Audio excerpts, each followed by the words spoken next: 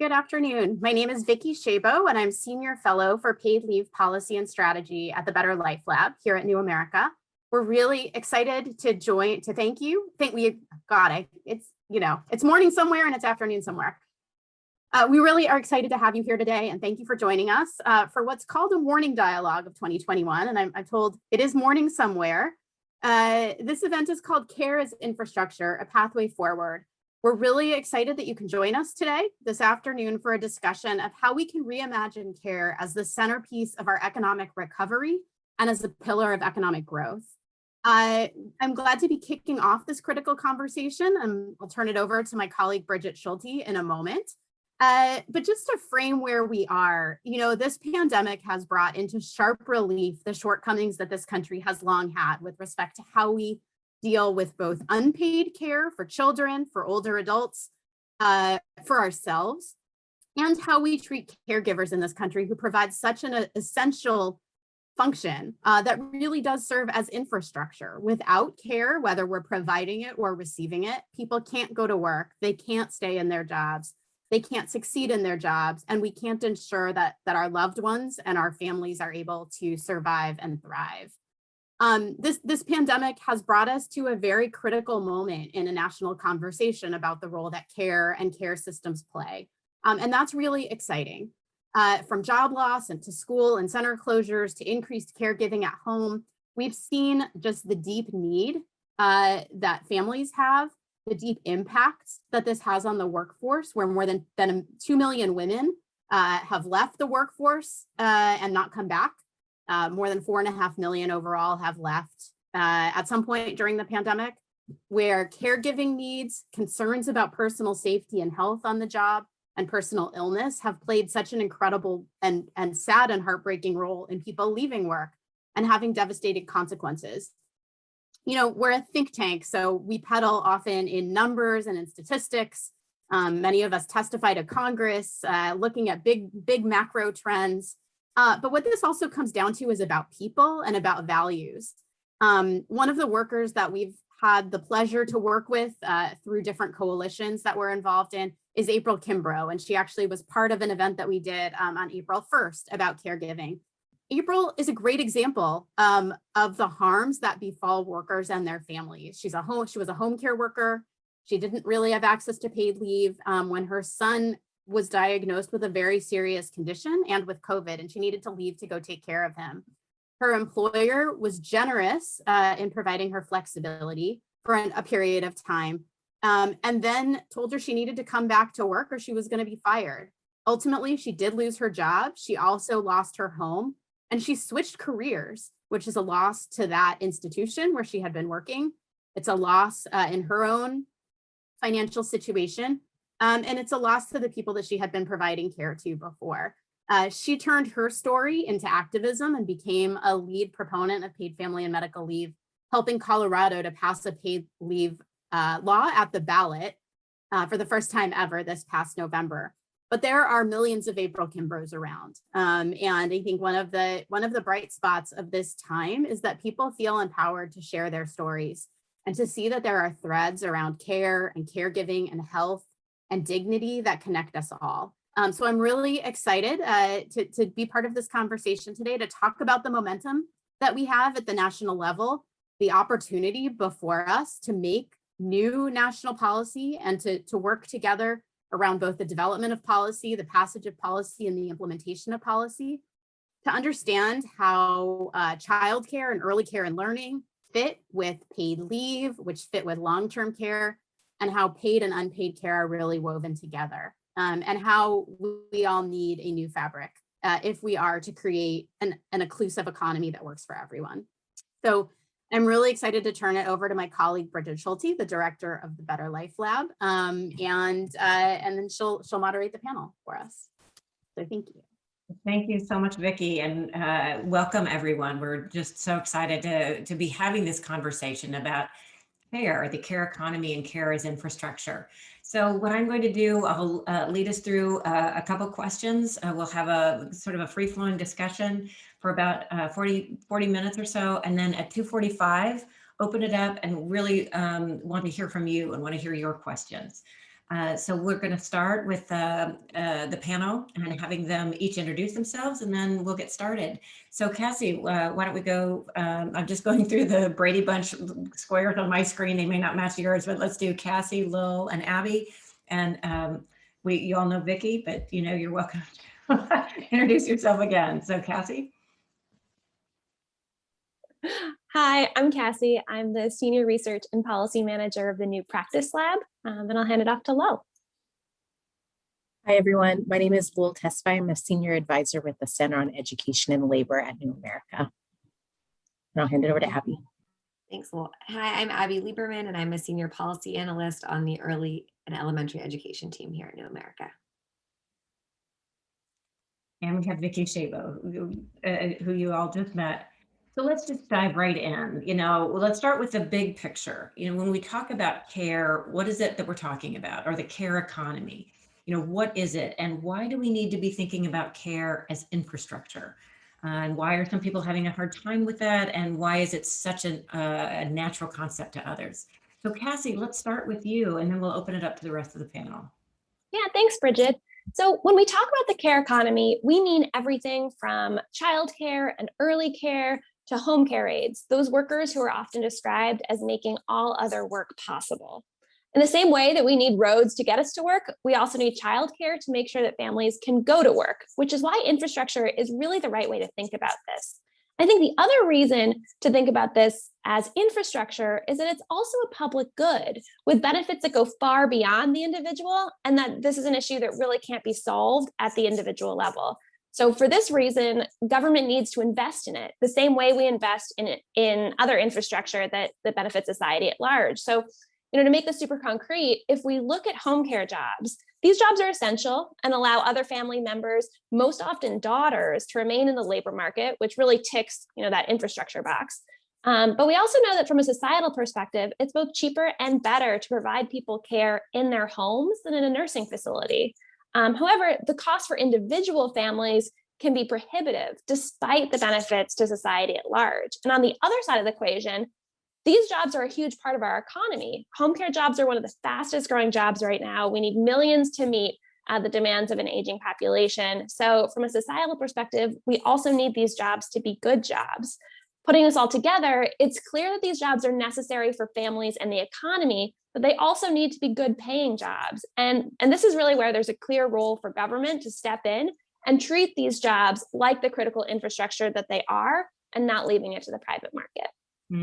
Yeah, you raised such really good points. I was just in a conversation with someone yesterday who said, why isn't the child tax credit enough? And I said, it's important. And there's such great research that shows that will raise so many children out of poverty. And that's a key part of the care economy. But that's like giving you enough money to fill the pothole in front of your house, when what you really need is the super highway that will help everyone then. And, we don't need a lot of individual little potholes filled. We need a whole system to be built. And with that, Abby, let's turn to you. Take us through, the plan to build some of that care infrastructure and the American Families Plan. What's great about it, what's likely to work, and where are there some shortfalls?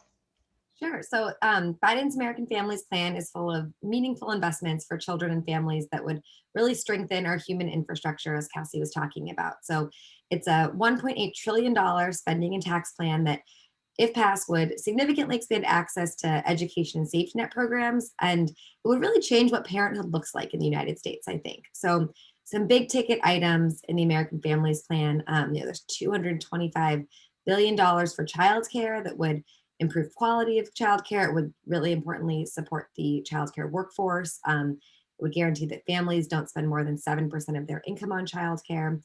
And then it also includes another $200 billion to partner with states to create high quality universal pre-K for 3 and 4-year-olds. So that's 2 additional years of free public education that isn't coming out of parents' pockets. And like the child care plan, the pre-K side also really takes important steps to strengthen the workforce. So it would make higher education more accessible to pre-K teachers, provide high quality professional development, improve compensation. And there's also in the American Families Plan, the key extension of the tax credits, like we were just talking about. So extending the child tax credit through 2025, and EITC, which also have a really meaningful impact for families. And then I'll pass it back to Vicki actually to talk a little bit more about the details of the paid leave in that plan. Yeah, and just Vicki, really briefly before we go, I'm sure everyone on this call knows that when we talk about limiting cost to 7% of a family's income, that is light years from where it is right now. With the care report and some of the work that we and others have done, infant care is more expensive in more than 30 states than in-state college tuition. So there's a huge burden on families, particularly families with fewer resources, and that can actually push many women out of the workforce simply because childcare is so expensive. So with that, Vicki, let's back it all the way up to paid family leave, right at the beginning of life for many people, and how important that is actually throughout life. Even as as Cassie's talking about, elder care and even end of life care. Absolutely. So the American Families Plan also, for the first time ever, includes a presidential commitment to a comprehensive national paid family and medical leave benefit program that would apply to all working people for the care of a new child, or the care of one's own serious health issue, to care for a loved one with a serious health issue, to address a loved one's military deployment or service-connected injury. The president also includes domestic violence survivors in his paid leave plan, as well as 3 days of bereavement leave. And those two features are unique. This is really important because only 20% of workers have access to paid family leave through their jobs. Although access has grown over the last decade, it's grown very unevenly. So it's increased by 10 percentage points overall, but 20 percentage points for the highest wage workers, and just 2 percentage points for the lowest wage workers. Just 2 in 5 workers have access to personal medical leave when they have a serious health condition that takes them out of the workforce. So the president's plan fills this enormous gap. It's a reflection of years of work, and we're going to talk more about state and local innovations, but years of work from state advocates that have now won 9 paid family and medical leave programs, plus the District of Columbia's program. And it would have a tremendous impact on labor force participation for women, on earnings for women, both new parents and for family caregivers. It would have an effect on people being able to come back to work more quickly after their own serious health issue in many cases. It improves income and retirement savings for older workers who have family care responsibilities, and there are a growing number of unpaid family caregivers. It would reduce public expenditures on things like food assistance and other forms of public assistance, as well as nursing home costs that are borne by Medicaid. So paid leave is an investment in families, it's an investment in workers, it's an investment in the economy. And we know from states that businesses actually thrive. So, we can talk a lot about the opposition, but we know that when businesses actually engage with paid leave programs, they are positive about it.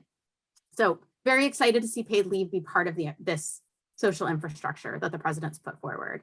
And I will pass it on to talk about home care to Lul, I think. Yeah, so Lul, that's a great segue. We've talked about the American Families Plan.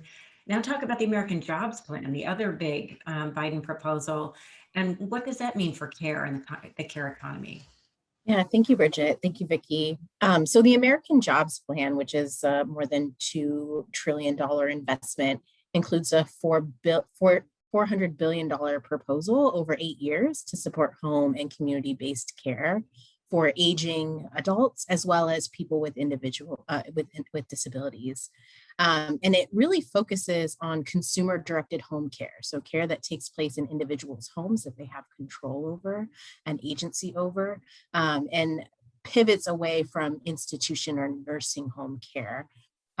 This proposal also has the goal of increasing the wages, benefits, and the collective bargaining rights of home care workers, which are overwhelmingly female, people of color, and generally this workforce is undercompensated for the skilled work that they're performing on a day-to-day basis.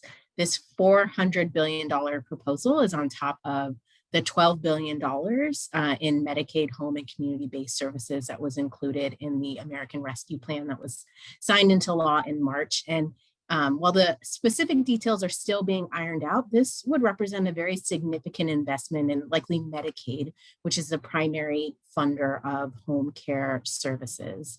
And as Vicki mentioned earlier, our population is aging. It's really important that we're adequately funding home care services for the people who need it. And nationally, the Medicare budget allocates about 57% of funds to long-term care in a home and community setting. And every state is currently investing in home and community-based care, but there's wide variations across states. And 41 states have wait lists for these services. And for some people, that wait can be almost 40 months. So that just really speaks to the need for more investments in home care, especially as our population ages. Absolutely. Wow. Thank you so much for that, Lo. The next question I want to ask the whole panel again is, it's really clear, we have really never talked about care in this substantive way for some time, certainly not care throughout the entire life cycle. So there's a real moment of opportunity here. But there's another issue that I think we really need to address, and that's equity. That's another, in the past year, the pandemic has just really disrupted so much. And then we've also had really this racial justice reckoning. So, how do we, bring equity into this conversation about the care economy? How do we lift up the voices and the perspectives of the workers and the parents and the caregivers themselves? As you all know, at the Better Life Lab, working on narrative and culture change is, as well as policy and practice change is a real key part of our mission. And that in all we do, we try to center stories and the voices of those most affected. But let's go to you, Cassie. One of the hallmarks of the new practice lab is user-centered design. Can you talk a little bit about that and how that plays into the equity question? Yeah, for sure. So user-centered design is built on the premise that users should be incorporated into every part of the design process. This really comes from the private sector, but by trying to understand the needs of users and determine how well policies meet their needs, we can bring it into the public sector and make sure that we're really responsive to the needs of both workers and families. Because in this case, users are both the people who will require care, so all of us, and also those who provide care. So bringing families and workers into every stage of the process, we can better understand how to craft policies that incorporate their views and enable them to do their essential work. And understanding the needs of both families and workers can help policymakers create policy that really meets people where they are, and really designing for to make sure that everybody is incorporated into those policies. So a very small example of one of our sprints in New Jersey, we found that people were pretty reluctant to apply for paid leave because they didn't understand how long it would take, and they sort of didn't want to spend their very limited resources sort of applying for this program.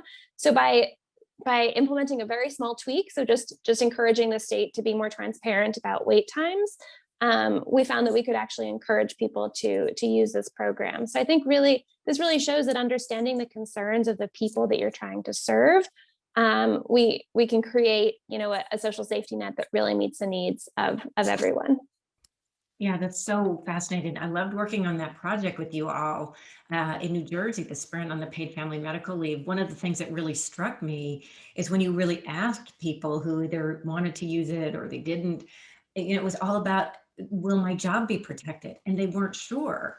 And it was, but the state needed to be clear in the way they communicated it. And then as a result of the sprint, they ended up revising the way they communicated about the program, which, hopefully will have some real impact on the people who could use it the most. That's so exciting. Lil, let's talk about your work. You're actually really involved in talking directly to workers right now in a number of states. Can you tell us about that work? And again, the centering worker voices and equity in your work. Absolutely. So along with the New Practice Lab and the Early Ed team, the Center on Education and Labor at New America has been engaging in a research project that really tries to understand effective strategies to support care workers, so specifically home care workers, but also early childhood education workers in securing better wages and benefits and career advancement opportunities. And through that work, we've really surfaced a number of really promising practices, particularly at the state level. And I'll talk about that in just a moment, but I do want to note that home care workers in particular have had a really long history of organizing and forming unions to advocate and lobby for better wages and better working conditions, despite the fact that a lot of this activity is not really protected at the federal level. So specifically the National Labor Relations Act, which applies to most private sector employers and grants employees the right to form unions and collectively bargains, specifically excludes domestic workers. And the real focus in federal labor law on enterprise level bargaining, so bargaining that takes place at a single work site over sectoral bargaining, also presents a challenge to organizing and securing contracts for this workforce. But nonetheless, as part of our research, we've identified 8 states in which home care workers have managed to secure the right to collectively bargain, either through executive order or legislative reform or ballot initiatives. And they've really leveraged the fact that a lot of the home care work that they're doing is publicly funded, so through Medicaid and at the federal level, but also through state investments as well. And we've talked to workers in Washington State who have been home care workers for many years before securing the right to collectively bargain and then after, and they've talked about how they've seen a noticeable shift in their earnings, in their access to healthcare, in their access to retirement benefits, and improvements in their working conditions. And it just goes to show how establishing these public authorities or home care authorities with which workers can collectively bargain can have a real benefit for workers, help them really advance in their career, especially because in home care there isn't always a defined career path, but in Washington State in particular, through the collective bargaining efforts, they've been able to elevate training standards and secure wage increases for securing additional training. But it also translates into improved services for individuals who are receiving care in their homes. So it really is a win-win situation that we're really pleased to elevate as part of the research that we'll be releasing later this month. That's fascinating. And I know as sort of the Better Life Lab sort of trying to do some storytelling around that, Cassie and I wrote a piece recently that compared a home care worker in Washington with all of those, union benefits that you were talking about: better pay, access to retirement, paid family leave, paid training, on and on and on, with her mother, who's a home care worker in Arkansas, who has none of that, who earns about half as much money and is really struggling, and how all of it really comes down to these policy decisions. So Abby, let's go to you. What about union, what have you found? What in some of the work that you've been doing, what do unions or kind of like that kind of workers coming together and worker voice, what does that mean for childcare? And, again, bringing in equity into the care economy discussion. Of course. So like Lowell said, this worker organizing project that we did was across teams at New America. And so we also looked at the child care worker side and what it means. And the child care workforce is very similar to the home care workforce in many ways. It's, low wages, it's almost all women, largely women of color. And the nature of child care employment can, just like home care workers, can make it very difficult to achieve collective bargaining rights. So we focused our research on family child care providers as opposed to center-based child care workers. So, family child care providers are self-employed small business owners, and they've actually had the most success in organizing. So in some states, family child care providers relying on public subsidies have been able to achieve improved reimbursement rate increases, which can translate to higher wages. It doesn't necessarily translate to higher wages. They've been able to secure benefits such as healthcare in only 2 states, but still very meaningful, and access to paid training. And this is largely when the state ends up acting as the employer of record. And so this family child care providers have been able to achieve this in about a dozen states, and that's either been through executive action, legislative reform, or ballot measures that have allowed them to secure these collective bargaining rights. So one of the states we looked at was Illinois, and we talked to family childcare providers there. And like Lowell said, similar to the home care workers in Washington, we spoke with women who have, prior to being part of the union or achieving collective bargaining rights, they didn't see any rate increases for 10 plus years. And once they were able to have a voice as part of the union, they've been able to get incremental rate increases in their contracts around every 3 years or so.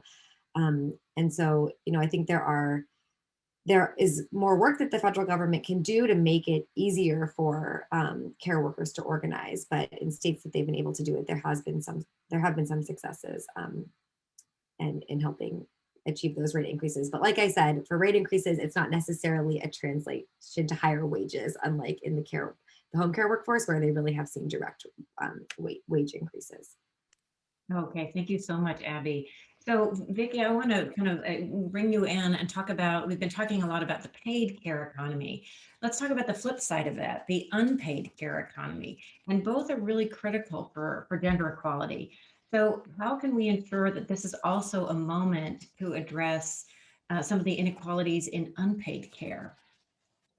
Yeah, I mean, if there's anything the pandemic has shown us, it's that the billions, hundreds of billions of dollars a year that the value of workers' care amounts to is real. And, one of the things you brought up, equity, at the beginning of this conversation, or at the beginning of this chunk of the conversation, and I'm so glad you did, because the inequities by gender, by race and ethnicity are very pronounced. And the very people that have been most affected by this pandemic, whether they've lost jobs or been on the front lines of jobs or have been forced home, are women and people of color disproportionately.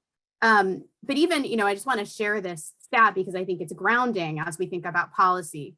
Compared to white workers, Latinx workers are 66% less likely, Black workers 83% less likely, and Native American, Pacific Islander, and multiracial workers 100% less likely to be able to take paid leave when needed. About half of Latinx workers and 4 in 10 Black workers don't have any paid time off.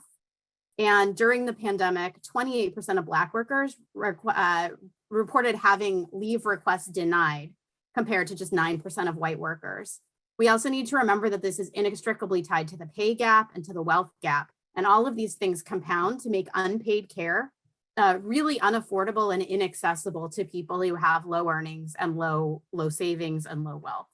And so one of the reasons that a paid leave program is so important is that is designed well, is that it would be universal. It would provide wage replacement that is adequate for people at all wage levels, so that your wage replacement is calibrated to the earnings that you have, such that lower wage workers have a higher share of their earnings replaced. And it should be available to people with different configurations of families, because particularly for women and for people in communities of color and lower wage workers, multi-generational family caregiving responsibilities, caregiving for chosen family becomes really, really important.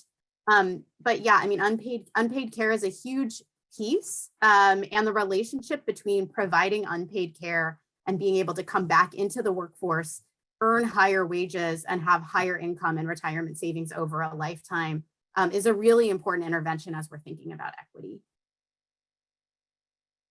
Yeah, thank you so much for that, Vicki. That's one of the things that one of the initiatives at the Better Life Lab is Better Life Lab Experiments. It really tries to go right at the heart of the unpaid care and, raise awareness of it. People don't even recognize how tight it is with workplace cultures, with public policies, and how all of our structures right now continue to police men and women back into traditional gender roles, and to bring awareness to it.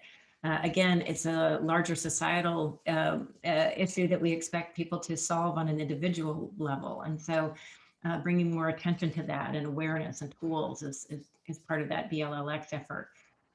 Anyone else want to jump in on unpaid care before we move on to the next question? Cassie, I know that you had mentioned, that a lot of women, particularly daughters, are the ones that end up doing a lot of the home care for aging or disabled populations, and then they end up getting pushed out of the workforce. And one of the things that really struck me as well, we just have finished a really long project looking at men and caregiving. And that was one really surprising finding, is that men who also care for aging populations and say children with special needs, we didn't find any difference in the share of our nationally representative sample of the men who are also reducing hours and being pushed out of the workforce. I think that's sort of an untold story, the real toll that elder care is taking on so many unpaid caregivers. And yes, women bear more of the brunt of that, but I think that men bear a lot of the brunt as well in a way that we don't recognize. Yeah, I think that's totally right. And I think that the connection to our overall economy is one that, it's really important to just keep making, because one of the things that I'm really struck by is the comparisons to other states with more developed welfare systems. So for example, the Federal Reserve Bank of San Francisco found that 5 million more women would be in the workforce if we had the same level of like family leave and care leave as our counterparts in Canada. So that's 5 million people who would be in the workforce who aren't, because we don't have a strong enough welfare state to really support people's caregiving needs. Over 15% of women in the workforce provide care. And one study showed that women who care for their parents over a 2-year period decrease their work hours by 41%. So what we're seeing is that there is this sort of inextricable link between providing unpaid care and participation in the labor force. And by not participating in the labor force, women are setting themselves up for lower incomes overall, lower savings, and more economic precarity across the life course. So all of this is really connected, and seeing how unpaid care relates to the economy at large, I think is also something that we really have to pay attention to as more of our society ages. Yeah, and just to chime in on that, I've been really struck as we're thinking about how to really put this into the economic framework and make clear that these are policies about economic growth. McKinsey estimates that US GDP would grow by $2.4 trillion if we enacted policies that help to equalize workforce participation now, before we're out of the pandemic. And AARP estimates $1.7 trillion GDP growth if we better support caregivers. So this is about making the economy more competitive. It's also about strengthening families. And I think we need to be really clear too about the link between unpaid care and paid care, which is that you need unpaid care time when you have a serious health crisis, whether for yourself, but more so for a family member. You need the time to figure out the paid care that you're going to find for your loved ones that allows you to get back to work and allows your loved one to be cared for. And so those two things are connected. And paid and unpaid caregivers are really often team players in the care for the person who needs it. So, for so often these have been siloed conversations. They're often still siloed conversations in Congress because of the ways that committee jurisdictions and programs work, but we need to keep bringing it back to the ways that various care needs intersect in people's lives, in the lives of communities, and in the strength of the economy. Okay, great. Well, let's move on to the next question. And this is really about, there's a lot of movement in this, in the care space federally. And I want to hear two things. First, I want to hear about how states and localities fit into the equation and where they might be leading the way. Vicki, you'd mentioned at the sort of the top of the conversation about how so many states have been really so instrumental in paid family leave and in leading the way. But then I also want to think about, all right, in the next couple months, how do we make the most of this momentum? What are the landmines? Where's the momentum? So it's sort of a two-part question before we go to audience questions. So Abby, do you want to kick us off there? Sorry, I was muted. Sure. So, sorry, do you want to start with state innovations or go into more of the public opinion surveys? Well, let's start with state innovations. Let's start there, and then we'll we'll kind of end with our section of it, kind of like with I don't want to say predictions because you never know, but sort of like landscape scans of what's likely and what to watch for. Sure, of course. Opportunities and pitfalls. Yes. Yeah, so I think, in the childcare side, states have a lot of control over what happens with childcare policy. So, the large federal childcare program, Child Care Development Block Grant, CCDBG, is federally funded, but states have like quite a bit of flexibility with implementation. And so I think, one state policy to hold up is one that our team looked into in the fall. We did a sprint with the New Practice Lab where we looked at in states that use enrollment-based payments for childcare providers. So childcare providers really need predictable, stable, adequate funding in order to run their businesses smoothly and to provide high quality care to kids. But in most states, providers serving children who receive public subsidies are reimbursed by the state, several weeks or even more than a month after services are rendered. The amount can vary based on individual child attendance and reimbursement rates. So even though the provider has fixed costs every week and every month, if a child's absent, they don't get paid for that day. And this variation can make it really difficult for providers. So we looked at a few states that used their flexibility through the CARES Act funding to pay providers based on enrollment instead of attendance. And we looked at Massachusetts and Southern California. They made these policy changes. And our analysis really showed that it had a stabilizing effect for providers. It possibly helped providers stay in business and weather the effects of COVID on enrollment.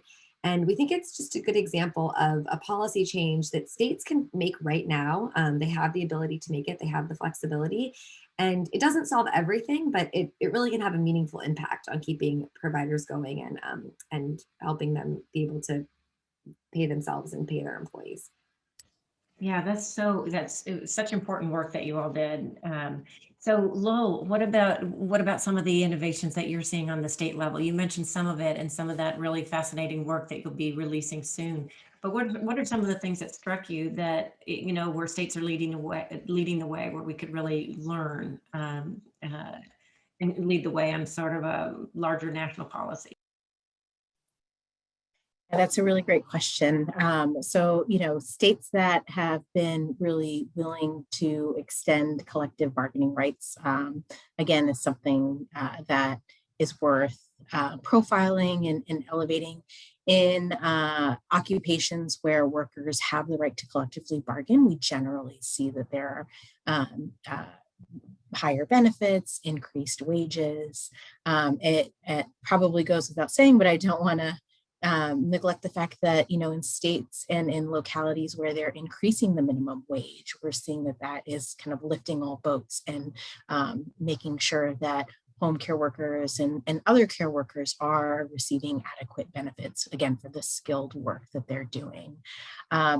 Specifically, one thing that I want to note that has come about because of the COVID pandemic is that through some of the funding, states have been able to take advantage of higher matching funds in order to incentivize wage increases. And so that's one way to think about how to operationalize the Biden proposal around increased funding through Medicaid and for home care services is to provide incentives to really drive states to actually increase wages for their workers. And we've seen for some time that states have taken advantage of provisions under Medicaid to allow for wage pass-throughs to make sure that the more of the funding that's being allocated from the federal level and the state level for home care services is making it directly to workers. So these are some of the innovations that we're primarily seeing in states like Washington and Oregon, but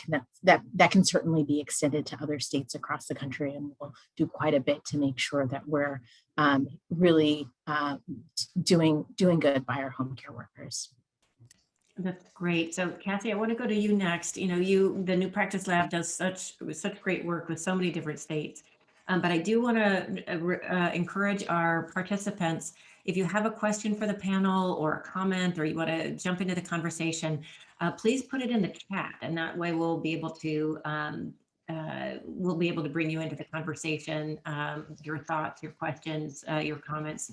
So many of you are experts, so we would really benefit from hearing from you as well. But Cassie, let's go back to you. Talk about some of the state innovations and lessons that we can learn on a larger scale. Sure. I think one of the things that it's really important to emphasize is that this isn't a zero-sum game, that, recent studies have shown that in states where wages have been increased, in many cases, they can pay for themselves in decreased turnover and superior outcomes, which I think really demonstrates that we have an opportunity to improve conditions for both workers and people receiving care. It's really a moment where we can think about rebuilding our economy in a way that works for everyone, instead of really just emphasizing, like the last recovery that actually increased inequality. Because if you look at these jobs, I don't think that there's an equivalent sort of analysis in the United States, but in Canada, the combination of health and education contributes 12% to GDP, but it's a whopping 21% of jobs. And you can imagine that you would see similar numbers here. And what I think that really shows is that if we invest in these workers, we can actually have an economy that works far better and addresses some of the really rampant inequality that we've seen growing over the past decade. Such important points. Vicki, is there more you wanted to add about state innovation? I think this will maybe bridge the conversation between state innovation and what's happening at the federal level. With respect to paid family and medical leave, as I mentioned, there are now 9 states plus DC that have passed paid family and medical leave programs. Colorado was the most recent and did so at the ballot with bipartisan support, including in counties that were red counties in the last election. And that's been true in terms of bipartisanship in the passage of laws in Massachusetts and Washington State and Oregon. That momentum and the proof points that have come from the longer standing state paid leave programs and the lessons that we've learned from those state paid leave programs about equity design, for example, have really translated into the momentum that we're seeing at the federal level. It's created a base of activists who are advocating for paid leave and talking about the benefits. It's created a cadre of business leaders who have seen the value of paid leave. It's created supporters within Congress who are proud of what their states have done. And that's been really transformative and exciting. And combined with the leadership that the White House has shown, which of course, all of that led into the leadership the White House has shown, and there is now a virtuous cycle. The other interesting thing about the state progress on paid leave is that it's led to more engagement from organized business lobby groups and large companies that previously were sort of a hard no on paid leave. And while they're not yet in the place that progressive advocates who center equity are, and advocates who really want to respect and elevate the state programs, it's a transition. And so what I think we are seeing in Congress is a growing awareness that we need a federal policy, a growing agreement across a broad variety of stakeholders in the consumer and worker and business space about the need for a comprehensive policy and the need for a national policy. What we don't yet see is the bipartisanship among members of Congress that we see in the electorate. To be honest, I think, the lack of bipartisanship among policymakers for all of these policies that have tremendous bipartisan support among actual people whose lives, may be or have been or will be directly impacted by them, it's not surprising. We're living in, a profoundly hyper-partisan and dysfunctional time. And so one of the things, there are efforts underway that I'm sure people are following to come to some bipartisan agreement on some pieces of the president's plan. That's all well and good, but I think there is and there should be growing pressure to make these investments happen regardless of the process by which they happen. And that is the process, whether the process is a bipartisan process or whether the process uses the reconciliation rules, the budget reconciliation, to put some of these policies in place. Now, some people are very nervous about doing this doing the policy enactments in a partisan way. But for me, and I think for a lot of us, this is a once in a lifetime opportunity that may be fleeting to get some of these policies passed. We're coming out of a pandemic that bridges together health justice, racial justice, gender justice, and economic justice imperatives. We have a president who has made it a point to use political capital to prioritize these policies. And we have congressional leadership that has a slim but possible path to getting these things enacted.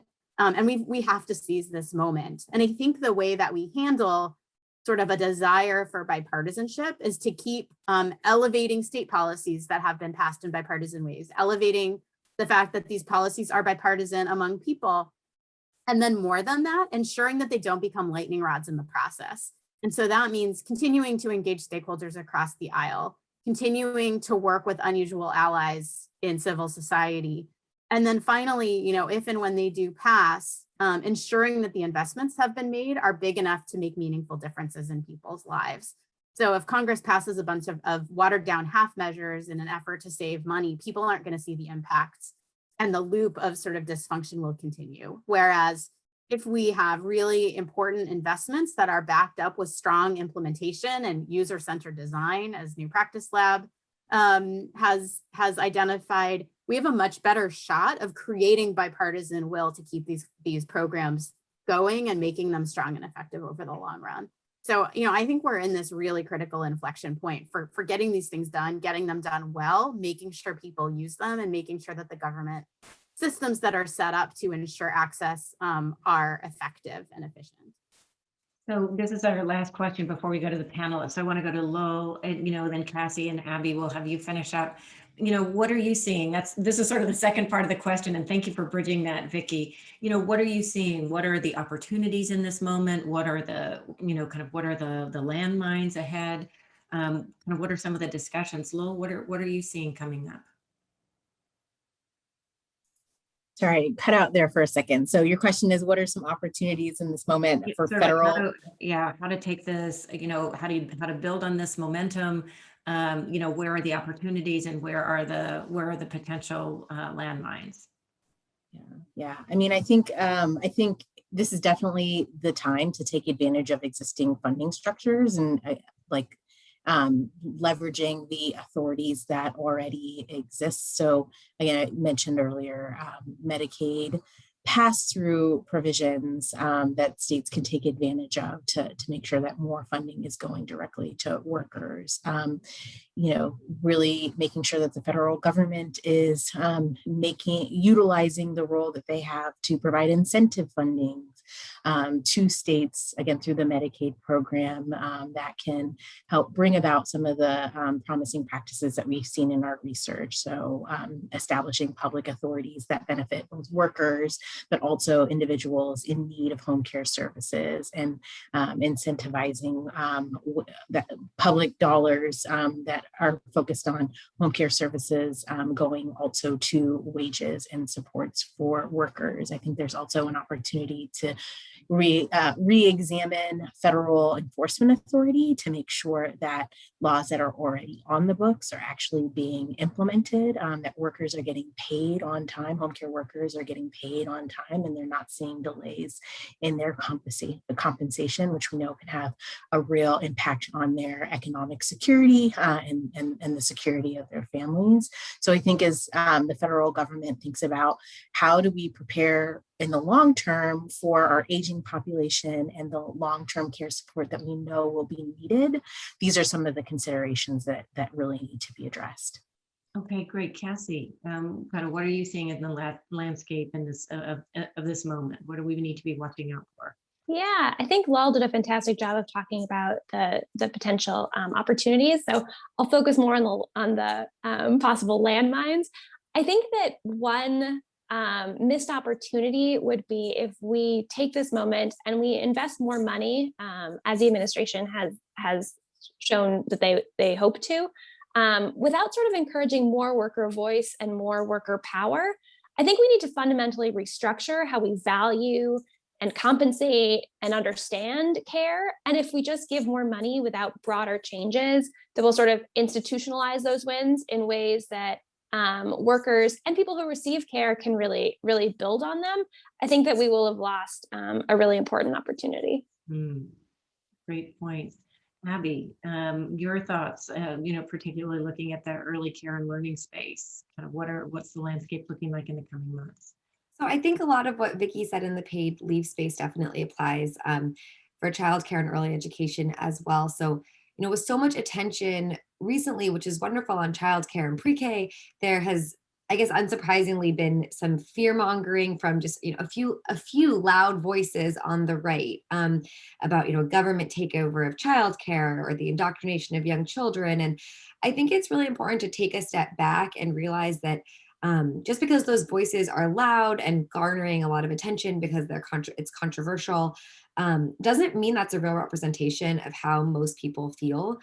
Public opinion polling for years has consistently shown that a majority of voters on both sides of the aisle want childcare and early education to be more accessible, and that most voters believe that there is a federal role for this to happen, and that they want more federal support for early care and education. And so, and I think a lot of policymakers on the right agree. If you look at states and some of the reddest states, or traditionally reddest states, have made some of the strongest investments in early care and education. Alabama has a really strong pre-K program. It's a small program, but it meets all of the nationally recognized by researchers quality benchmarks.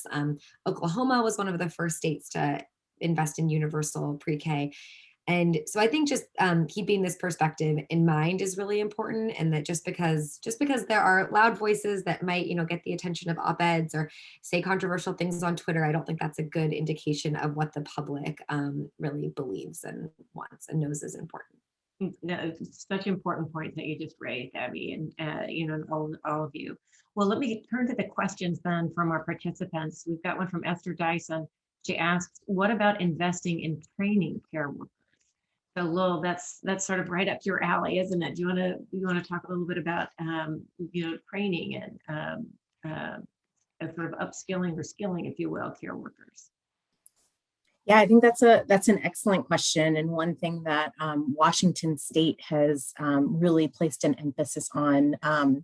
In the early 2000s, Washington State had some of the most minimal training standards for home care workers, and beginning in 2007 they started to shift that and to really codify training standards for this population, and really articulate what it would mean for someone to have advanced qualifications and credentials in home care. And now they're kind of like the gold standard for what training should look like for this population. They also, the training is provided through the union. And so it is at no cost to home care workers. And as a benefit of participating in this training, they get wage increases. And so I know a lot of other states have been thinking about how do you take that model and apply it in their own state. But there's also been a lot of talk about investing more in apprenticeship programs, which are earn and learn opportunities that allow people to pursue education and training alongside on-the-job training. And because they're employees from day one, they're earning a wage and they're earning incremental wage increases.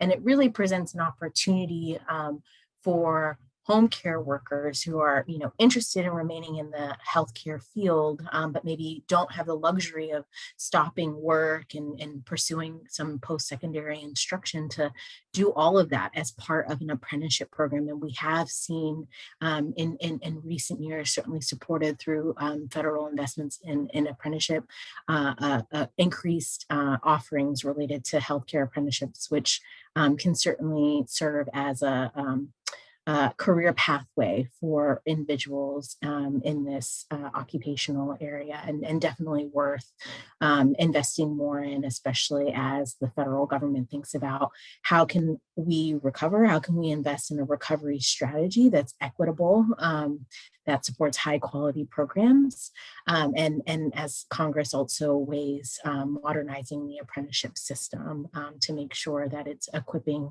workers with the credentials and the skills that they need to really succeed.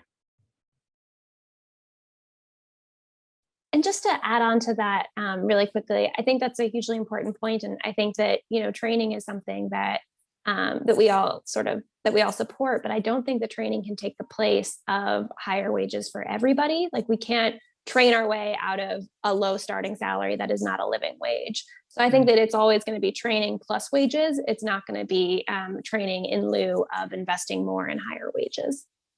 That's a great point. we've got 4 minutes left, so we're coming down on time. Let me ask another question from the audience. And the question is, in addition to making substantive policy change, how do we shift cultural and societal mindsets that care is infrastructure? How do we talk about care in a way that creates a much needed sense of urgency that things need to radically change? This reminds me of the op-ed that Anne-Marie Slaughter, our president and CEO, wrote recently in the New York Times, where it was just so frustrated with so many people saying, kind of questioning that care is infrastructure and sort of really laying it out. Let me turn it to you panelists in the last couple minutes, and we'll see if we can get to another question or we'll end here. How do we help make that case? What's the story that we need to tell? What's the data we need to use? How do we make the case to help people's mindsets shift and really understand that care is infrastructure? Who wants to start? I'll start. I think a piece of it is storytelling, and creating the connections that people see across stories that are told, so that you understand that what you're going through is similar to your two next door neighbors and the people across the street. I think part of it is the economic impacts, and really helping to underscore with messengers who are trusted, like economists and business leaders, the economic and productivity and jobs impacts of lack of care infrastructure. And I think some of it is having men. I mean, we're all women on this panel. That is often the case in conversations about care, but having men as allies speak up, and be part of conversations about the role that men providing care play in gender equity and in the normalizing that work and family are inextricably connected. I think, if this year has taught us anything, it's that work and family are inextricably connected. Whether you're a frontline worker who's been unable to find care for your child in a way that feels comfortable, or you're a person who's been working from home and managing work and care simultaneously, this is something that we all deal with. And I think the pandemic has brought that into sharp relief, and it's something we need to carry forward. Yeah, absolutely. Other thoughts? Yeah, I think one of the things that we often think about is how can we create a story that can then push policymakers? And I think that that's like hugely impactful. But I think the other direction is also something that we maybe don't think about enough. So policy can really set the tone for how people think about care and benefits. So for example, we've recently completed a sprint with the SEIU in Washington State, where we were trying to understand how Washington was going to implement their new long-term care benefit. And one thing that was really interesting was that now that there's this pot of money available, a lot of people are thinking about the type of care that might have been provided for free or by community members as something that should be professionalized. So I think that there's also that other direction where if the Biden administration makes a significant investment in care and care workers, that also has the potential to shift narratives. So I think we have to think about it from both perspectives and not just sort of like, how do we tell stories to push policymakers? It's also how can policymakers push us? Yeah, no, that's a really great point. And you see that in family policy in particular around the world. I'm thinking of the countries that made paid leave available not only to men, but made it a use it or lose it policy. And the policy ended up changing the culture and normalizing men being caregivers. And within a few short years, gender equality was made incredible strides. Abby or Lowell, do you have any final thoughts? We're right at time. So any other thoughts about care as infrastructure? I guess just final quick point, and Cassie kind of made this in the very beginning, is I think we really need to think about early care and education as a public good. I think it's really clear that the market does not work. Currently childcare is too expensive for parents. The workers are grossly underpaid, and the quality is really poor for children. And so the system that we have does not work. And I think we all saw how quickly the childcare system or lack of system crumbled under COVID. We did not wonder if our public schools would still be around next year. We knew that they would. We did wonder if our childcare center down the street would be. And so really focusing on that public good narrative and getting people to really understand and embrace that we deserve access to quality care, and that it should be available and accessible to whoever needs it. And I'll close with that. All right, awesome. Lil, any final thoughts? Just agreeing on the point that care is a public good. I think a lot of people assume that home care services, and elderly care will be covered by Medicare, and that's just simply not the case. A lot of it is actually covered by Medicaid, and there are income thresholds and requirements. And so we hear time and time again about how people are spending down their savings just so that they can become eligible for Medicaid and get the support that they need. And that certainly is not something that we should be seeing in this country. And so even more reason why we need to think about this as a public and necessary public investment. All right. Well, we are just a minute over time. I know that everybody's time is precious. I want to thank my colleagues. This has been a fantastic panel. Thank you so much for your conversation and sharing your thoughts and your experiences. Thank you so much to our attendees and participants. Thank you for the questions that you supplied.